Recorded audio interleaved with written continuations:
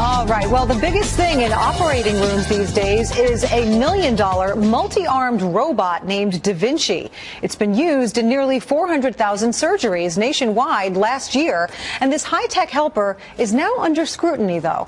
Several deaths have been linked to Da Vinci surgeries, and there are more than 500 reports of complications. So which is better, a doctor or a robot? Well, let's ask Dr. David Samadi of the Fox News Medical Aid Team. And he is also, by the way, the chief of robotics and minimally invasive surgery at Mount Sinai Medical Center here in New York City. Thank you for joining us. Sure, good morning. So it's a false question. It's not a doctor or a robot. You emphasize that it's all about the doctor behind the robot. Yeah, so the answer to that question is that you need both. You need to have a real experienced doctor plus the technology, then you will have the outcome.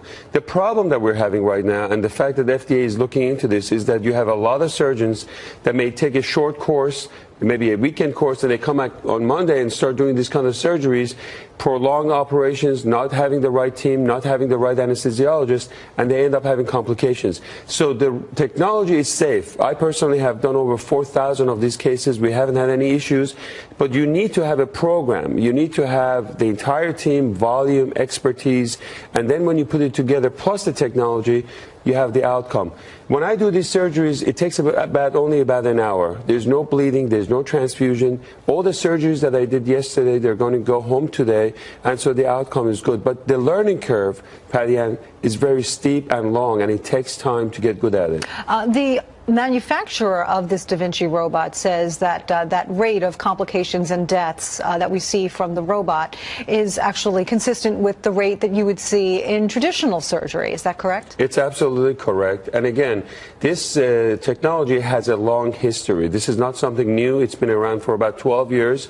But again, you have to learn in the virtual reality simulation labs. You need to practice outside the operating room. If you just use this in the operating room, you're going to have a lot of issues. Recently, besides prostate cancer, which is what I do, it also came into gynecologists are using it for hysterectomies, for ovarians, and for myomectomies, and that's one of the reasons why we see some complications.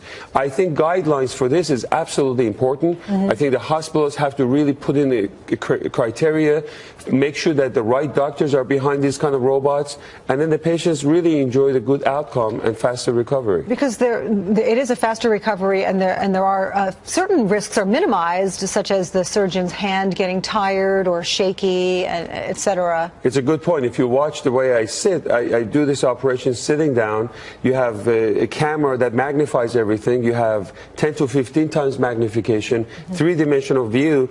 When I was doing open surgery, we were using our hands and tactile feedback because we couldn't see well. Blood was everywhere, so we were using our touch factor.